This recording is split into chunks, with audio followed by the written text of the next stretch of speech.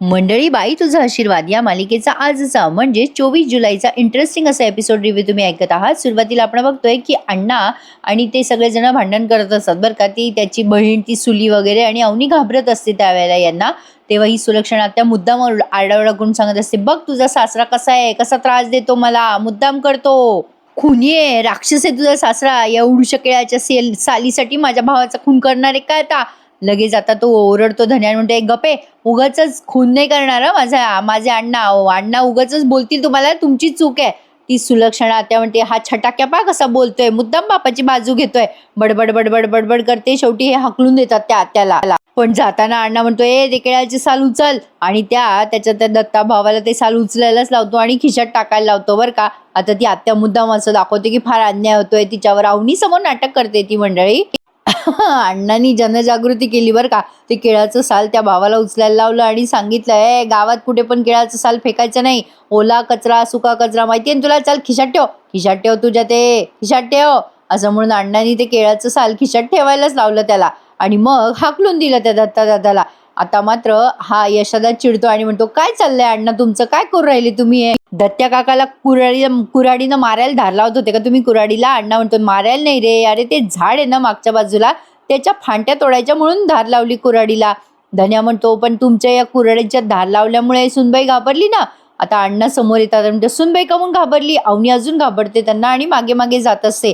धन्या म्हणतो, ओ अण्णा असं काय करताय, घाबरताय ना, त्या कुऱ्हाड बाजूला ठेवा ना ती. मग अण्णा ती कुऱ्हाड धन्याच्या हातात देतो आणि म्हणतो, ठेवून दे बाजूला, आणि ही खुरप पण ठेवून दे, लहान पोरांच्या हाताला लागतील बरं ते ठेवून. आणि त्या लहान पोराच्या हातातच दिले बघा ठेवायला. आता धन्याने ती कुऱ्हाड आणि ते सगळे अवजारं घरात नेले. अवनी पण आता घरात जात असते बरं का, म्हणजे ती बाजूला जाऊन लपते. अण्णा आता तिच्या जवळ येतात, म्हणजे सुनबाई एवढे काय घाबरतीये तू. आता अवनी म्हणते, नाही नाही अण्णा मी नाही घाबरते. मग ती यशोदाला म्हणते, यशोदा मी देवळात चालले. अण्णा म्हणत असत, मी येऊ का तुझ्यासोबत देवळात. पण अण्णा जसे जसे पुढे येत असतात तशी अवनी खूप घाबरती असं त्यांनी दाखवलं बरं का. अण्णा शेवटी म्हणतो, अरे बाबा सुनबाई मी नाही येणार देवळात तुझ्यासोबत, नका काळजी करू. यशोदा म्हणतो, जाऊ द्या ना अण्णा, त्यांना जाऊ द्या एकट्याला, जा तुम्ही अवनीचा. असं म्हणून आता यशोदा अवनीला जायला सांगतो. अवनी पटकन पळते तिथून अण्णाला घाबरून बरं का. आता अण्णाची भीती बसली आहे बरं का अवनीच्या मनात. त्यामुळे आता ती रूम बघायला गेली आहे बरं का प्रेक्षकांनो. अण्णा आता अवनी गेल्यावर यशोदाला म्हणतो, एवढी काय घाबरली सुनबाई मला, असं काय झालं. यशोदा म्हणतो, काय अण्णा तुम्ही राडे करून राहिले त्या अवनी समोर, अरे ती घाबरणार नाही का, कुऱ्हाडीनं मारील म्हणून राहिले तुम्ही. अण्णा म्हणतात, हा आता लक्षात आलं माझ्या, काहीतरी कंट्रोल सुटला माझा म्हणून झालंय सगळं. आता कंट्रोल माझा यायला पाहिजे परत. कंट्रोल कंट्रोल कुठे, अरे तुला काय विचारू राहिलो मी, चाललो. अण्णा कंट्रोल कंट्रोल करून चालले गेले. कॉमेडीज करता खूप. इकडे आता राजा आलाय त्याच्या मालकाच्या ऑफिसमध्ये आणि त्याला ओरडतो त्या मालकाला आणि म्हणतो, काय अण्णा काय असं केलं तुम्ही नाना, किती राडा घालून ठेवला तुम्ही, तुम्ही दुश्मन आहे का माझे, का केलं तुम्ही हे. ते नाना म्हणतात, जीवाच्या भीतीनं केलं बाबा. आता त्याला राजा म्हणतो नानाला, काय नाना जीवाच्या भीतीनं काय, 2 प्रश्न विचारायचे होते तुम्हाला, त्याच्यात काय जीवाची भीती. त्यावर नाना म्हणतो, अरे बाबा त्या प्रश्न विचारल्यामुळे भीती नव्हती मला, आपण त्या पोरीच्या भावाच्या विरोधात केलो असतो ना तर त्याने माझा जीव घेतला असता. तो महेश देशमाने खायचं काम आहे का. राजा म्हणतो, मला सांगायचं नाना, मी केलं असतं काही. नाना म्हणतो, तुला काय करणार होतो मी सांगून राजा, तू काय करणार होता. अरे तुला काय गरज होती, तुझं सगळं चांगलं चाललं होतं ना, कशाला त्या देशमानेच्या पोरीसोबत लग्न केलंस तू. राजा म्हणतो, देवी यायची इच्छा होती नाना, अहो म्हणून लग्नाच्या गाठी बांधल्या गेल्या. आणि नाना असं काय म्हणताय तुम्ही, आधी चांगलं होतं, काही चांगलं नव्हतं आमच्या घराचं. अहो सगळे लोक टिंगल उडवत होते आमच्या घराची, बाईचा आशीर्वाद लागला आणि दांगटाचं घर चांगलं झालं. बघा ना नाना, तुम्हाला ना आमचं सुख बघवत नाही हे मला कळतंय. नाना म्हणत असतो, नाही रे बाबा असं नाहीये राजा. नाना म्हणतो की, अरे बाबा राजा तू या सगळ्यात पडायला नको होतं, तू त्या चंद्रकांत देशमानेच्या एकुलत्या एक पोरीला पळवलं. अरे ती पोरगी श्रीमंताच्या घरातली आहे, ती तुझ्या घरात किती दिवस तग धरणार आहे. त्यावर राजा म्हणतो, नाना तुमच्याकडून हे अपेक्षित नव्हतं. नाना म्हणतात, माझं सोड, सगळं गाव बोलतंय ती मोठ्या घरची पोरगी आहे, अरे तिच्या सुखाचा विचार कर राजा. राजाला आता कळे ना, करावं तर काय करावं. इकडे अवनी पोहोचली सुद्धा बरं का. तिला जे सापडलं होतं ना ते चिठ्ठी, त्या चिठ्ठीच्या पत्त्यावरती पोहोचते आणि तिथे गेल्या गेल्यानं बेल वाजवते. बेल वाजवल्यावर कुत्र्याच्या अशा किंचाळण्याचा आवाज येतो बरं का. अवनी घाबरून जरा मागे होते. आता मागे झाल्यावर त्या घरातला मालक आलाय, खिडकी उघडतोय आणि म्हणतोय, कोण आहे, कोण पाहिजे. अवनी म्हणत असते, इथे रूम भाड्याने मिळेल ना. त्या घराच्या बाहेर पण पाटी लावली आहे बरं का. हा मालक जो दाखवलाय ना घराचा, तो पक्का बदमाश दाखवलाय. मालिकेच्या पात्राबद्दल बोलतोय आपण, पण तो मालक त्यांनी तसाच दाखवलाय. तो अवनीला विकून खाणार प्रेक्षकांनो, एवढी त्याची मजल गेली आहे बरं का. बघा तर आता हा सीन पाहिल्यावर तुम्हाला भयंकरच वाटेल. अवनी दरवाजा वाजवते आणि विचारते, इथे रूम आहे ना भाड्याने? मग तो मालक म्हणतो, हो हो, तुम्हाला हवी आहे का रूम? हे घर माझंच आहे, या या. अवनी म्हणते, मी तुमची जाहिरात वाचली म्हणून इथे आले. तो मालक म्हणतो, हो हो, जाहिरात मीच दिली होती, या या आतमध्ये या, आत बसून बोलूयात. अवनी म्हणते, कुत्रे आहे का आत? त्यावर तो मालक म्हणतो, नाही हो, कुत्र्याच्या आवाजाची बेल लावली आहे मी. ते कोणाला कळतं ना कुत्र्याची ॲलर्जी आहे की नाही. तुम्हाला काही प्रॉब्लेम नाही ना? अवनी म्हणते, नाही प्रॉब्लेम नाही. तो मालक म्हणतो, या ना मग. अवनी आता घरात आली आहे बरं का त्या माणसाच्या. तो माणूस या बसा असं म्हणतो. अवनीला चहा पाणी विचारतो आणि म्हणतो की तुम्ही लेडीज आहात ना? आहेत आहे, माझी मिसेस पण घरात आहे. आता त्याने त्याच्या बायकोला आवाज दिला बरं का. बायकोला त्याने अक्षरशः हाताखालची बाईच करून ठेवलंय बरं का प्रेक्षकांनो. अतिशय डेंजर आहे हा माणूस असं दाखवलंय त्यांनी. आता ती बाई येते बाहेर, तेव्हा तो मालक म्हणतो, ही आमची बायको बरं का. बसा बसा, तुम्ही बसा ना मॅडम. अवनीला तो बसायला सांगतो आणि मग प्रश्न विचारतो, तुमचं नाव काय? आता सांगते अवनी, माझं नाव अवनी. तो मालक म्हणतो, तुमचं नाव इतकंच आहे? अवनी म्हणते, माझं नाव अवनी देशमाने. त्यावर आता तो माणूस म्हणतो, लग्न झालंय का तुमचं? अवनी नाही म्हणते. तो मालक म्हणतो, तुमच्याकडे तर मंगळसूत्र दिसतंय. अवनी म्हणते, हो ॲक्च्युली झालंय. तो मालक म्हणतो, तुम्ही तोंडाने नाही म्हणताय आणि म्हणताय झालंय तुमचं लग्न, नेमकं काय समजू मी? नवरा कुठे आहे तुमचा? अवनी म्हणते, नवरा? त्यावर आता तो मालक म्हणतो, हा मंगळसूत्र आहे ना तुमच्या गळ्यात, अहो नवरा कुठे असतो तुमचा? अवनी म्हणते, फॉरेनला असतो, येतो कधी कधी इंडियामध्ये. अवनी खोटं बोलते बरं का आता. तो मालक विचारतो, तुम्ही काय काम करता? अवनी म्हणते, मी मी आर्किटेक्ट आहे, मी जॉब्स शोधतोय, मला रूम हवी आहे, रूम मला बघायला मिळेल का? तो मालक म्हणतो, चला ना दाखवतो तुम्हाला. अवनी म्हणते, तुम्ही कशाला येताय दाखवायला? तुमच्या मिसेस आहेत ना, त्या दाखवतील ना मला. लगेच तो मालक म्हणतो, "ओ, जाओ त्यांना रूम दाखवा." रूममध्ये त्याने सीसी कॅमेरा लावलाय प्रेक्षकांनो, म्हणजे अवनी जे काही करेल ते सगळं त्याला त्याच्या मोबाईलमध्ये दिसणार आहे बरं का. दिस इज टू मच. आता ती बाई रूम दाखवायला नेते अवनीला आणि जाताना तो माणूस म्हणतो, जरा चांगली दाखवा रूम, व्यवस्थित दाखवा. आता जेव्हा अवनी आणि त्याची बायको रूममध्ये जातात तेव्हा तो माणूस कॅमेऱ्यात बघत असतो बरं का अवनीला रूममध्ये गेल्यावर आणि विचार करत असतो, वा वा वा, कोण्या गावाचं पाखरू आलंय, पाखरू तर लईच भारी आहे, जाळ्यात अडकलंय पाखरू, असं तो म्हणत असतो बरं का. आणि मग तेवढ्यात अवनी रूम बघते, एकच रूम आहे आणि ती रूम बघून खाली येते. ॲज अ पेइंग गेस्ट सारखी ती तिथे राहणार आहे. अवनी त्या मालकाला म्हणते, रूम वगैरे छान आहे तुमची, काय रेंट असेल? तो मालक म्हणतो, 10,000 रुपये. त्यावर अवनी म्हणते, बापरे खूपच जास्ती येतो. तो मालक म्हणतो, 10,000 म्हणजे खूप कमी येतो, किती सोयी आहे तिथे, वायफाय आहे, गिझर आहे, गॅस वापरायला मिळणार आहे, तुम्हाला अजून काय हवं? अवनी म्हणते, नाही हो साहेब, 10,000 जास्ती आहेत. तो मालक म्हणतो, 10,000 जास्ती आहे का? ठीक आहे, तुमच्यासाठी म्हणून खास मी 8,000 रुपये करतो, हां, आता यापेक्षा कमी नका करू हां. अवनी म्हणते, बापरे 8,000, बरं ठीक आहे. मग लगेच तो मालक म्हणतो, मग डिपॉझिट म्हणून 3 महिन्याचं भाडं आधी देऊन टाका. अवनी म्हणते, बापरे 3 महिन्याचं भाडं, एवढे पैसे नाही येतो माझ्याकडे, मी तुम्हाला फार फार तर एका महिन्याचा थोडा अर्धा ॲडव्हान्स देऊ शकते, हवं तर मी तुम्हाला पहिल्या महिन्याचं ॲडव्हान्स भाडं देते, 4,000 रुपये आहेत माझ्याकडे, देते तुम्हाला मी. असं म्हणून अवनीने 4,000 रुपये काढले आणि त्या माणसाला दिले. लगेच त्या माणसाने 4,000 रुपये स्वतःकडे ठेवून घेतले बरं का. अवनी म्हणते, मी बाकीचे पैसे आल्यावर देईल हं. तो मालक म्हणतो, करेल ना, तुमच्यासाठी ॲडजस्ट करेल मी. कधी येणार तुम्ही राहायला? अवनी म्हणते, उद्याच, उद्याच येते राहायला. तो मालक लगेच म्हणतो, काय उद्याच? आता लगेच त्याचा चेहरा खुलला बरं का. अवनी म्हणते, ठीक आहे निघते हो मी. आता तो मालक म्हणतो, हो चालेल ना. अवनी आता निघाली बरं का. आणि मग तो मालक मनात बराच वाईट उद्देश ठेवून आहे बरं का प्रेक्षकांनो. अवनी जेव्हा जाते तेव्हा तिथून ती आत्या क्रॉस होत असते बरं का या राजाची. आता तो माणूस म्हणत असतो, या बरं का या, उद्या लवकर या, वाट बघतोय. अवनी म्हणते, काय? लगेच तो माणूस म्हणतो, नाही म्हणजे 2 महिन्याचं भाडं येईल ना मला नंतर, म्हणून म्हटलं वाट बघतोय भाड्याची, या या, असं म्हणतो तो आणि अवनीला निरोप देतो. अवनी आता गेट लावते त्या माणसाचं आणि विचार करते, बरं झालं, चांगली जागा मिळाली आहे मला, रूम पण छान आहे, देवी आई थँक्यू सो मच. असं म्हणून आता ती निघाली आहे राजाच्या घरी जायला.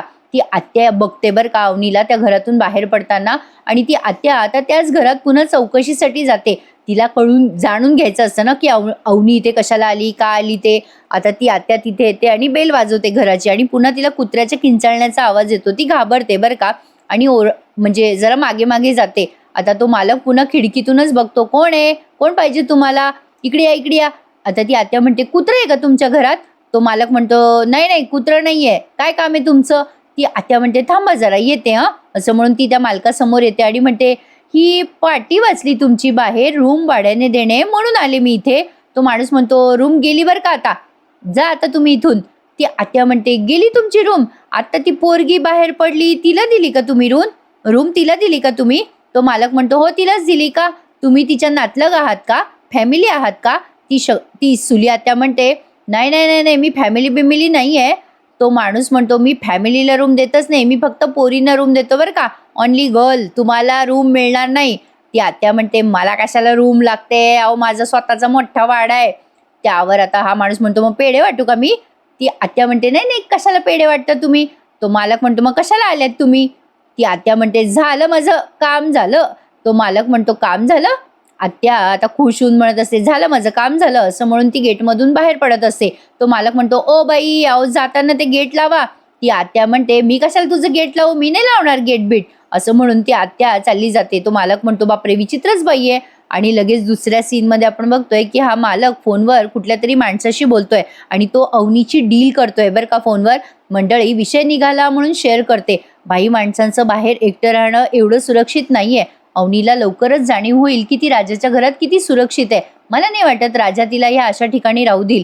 आता यामध्ये बरेच ट्विस्ट आणि टर्न येतील हे मात्र खरं आहे. हा माणूस फोनवर अतिशय अर्वाच्य भाषेत बोलतोय, म्हणजे ते बोलावंसं पण वाटत नाहीये बरं का प्रेक्षकांनो. तो पलीकडच्या माणसाला सांगतोय, नवीन पाखरू आलंय, पहिला डाव माझा आहे बरं का, नंतर काय ते तुझं बघ, आता ती उद्याच येणारे राहायला, असं तो त्या माणसाला काहीतरी सांगतो. आणि त्याचे खूप वाईट उद्देश आहेत बरं का प्रेक्षकांनो. वेगळं काही मी सांगायला नको, तुम्हाला कळलंच असेल.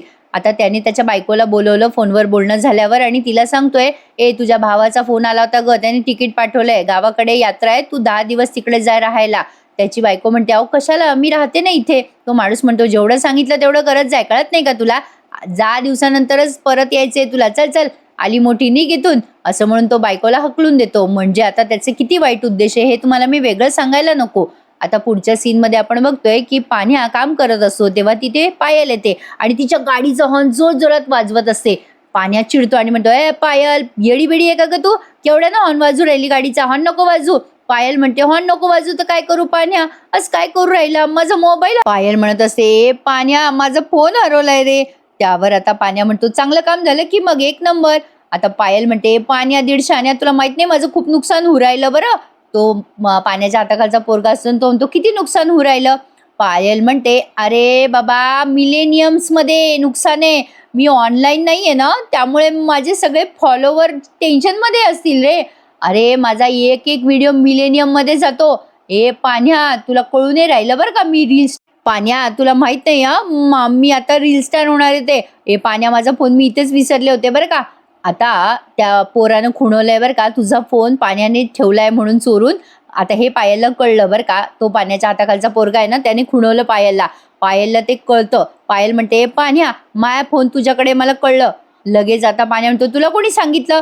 आता लगेच ही म्हणते, तुझ्या मित्रानं. पाण्या त्याला मारायला धावतो बरं का. आता पायल म्हणते, पाण्या माझा फोन दे.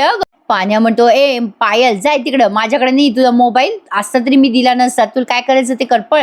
आता पायल तिथे ना पाण्याचा मोबाईल बघते, गपचूप तो मोबाईल ती चोरते आणि तिच्या पर्समध्ये ठेवते. आता पाण्याला जाताना म्हणते, पानू बघ बरं, जाऊ राहिले बरं मी. आता पानू म्हणतो, हा चल चल जाय निघ. आता पायलने तो मोबाईल घेतला आणि म्हणते, बघा जाऊ राहिले बरं का. ए पानू, तुझा हार्ट पण माझ्याकडे, तुझा मोबाईल पण माझ्याकडे, आता नाही परत येत मी. असं म्हणून चिडवत त्याला निघून जाते. आता पाण्या तिच्या मागे मागे पळतो, पण पायल आता गाडी घेऊन पळालेली असते भुरकन पाण्याचा मोबाईल घेऊन. म्हणजे हिने त्याचा मोबाईल घेतला, बदल्यात हिचा मोबाईल तो तिला परत देईल अशा अपेक्षेने. पण बघूयात आता यांच्या मोबाईल बदली प्रकरणामुळे काय गंमत घडते. राजा घरी आलाय बरं का. आता शेवटचा सीन तुम्ही बघत आहात. यशोदा त्याला विचारतो, काय रे राजा, कुठे गेला होता सकाळी सकाळी. राजा म्हणतो, काही नाही रे, जरा काम होतं यशोदा. यशोदा म्हणतो, जेवून घे पटकन आता. आता राजा विचारतो, अवनी मॅडम कुठे आहेत. यशोदा म्हणतो, मंदिरात जाते म्हणाल्या पण अजून आल्या नाहीये. राजा म्हणतो, थांब जरा बघून येतो. आता राजा जाणार तेवढ्यात अवनी इकडच्या दाराने घरात येते. यशा म्हणतो, राजा थांब, अवनी आल्या बघ. राजा म्हणतो, आल्या तुम्ही. आता लगेच अवनी यशोदा जवळ येते बरं का. यशोदा म्हणतो, स्वयंपाक झाला बरं का अवनी, जेवून घ्या.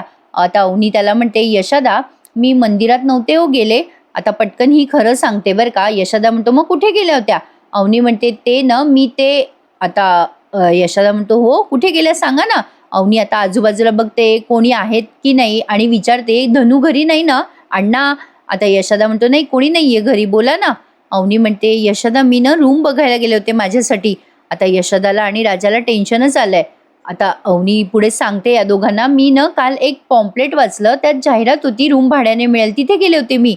रूम चांगली आहे बरं का, मी ॲडव्हान्स पण दिलाय, फायनल केली मी रूम."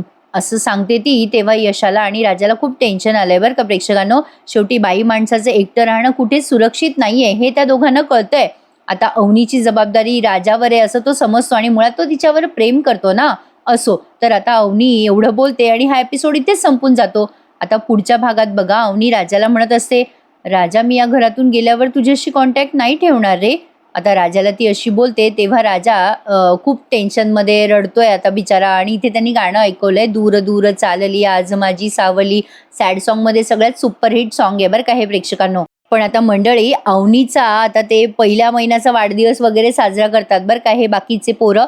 तेव्हा राजा अवनीला खूप इमोशनल करतो. "तुमचा निरोप समारंभ आहे असं समजा, गोड माना या पार्टीला," असं काही काय तो सांगतो. पण मला नाही वाटत राजा अवनीला त्या अशा ठिकाणी जाऊ देईल किंवा अवनी तिथे गेल्यावरही राजा तिला परत आणेल आणि वाचवेल. त्या माणसाच्या तावडीतनं तो माणूस अतिशय भयंकर दाखवला बरं का प्रेक्षकांनो. आजचा भाग टीव्हीवर नक्की बघा आणि माझा रिव्ह्यू आवडल्यास प्लीज लाईक करायला विसरू नका मंडळी. चॅनलला सबस्क्राईब करा आवर्जून आणि कसा वाटला एपिसोड हे कमेंट करून नक्की कळवा.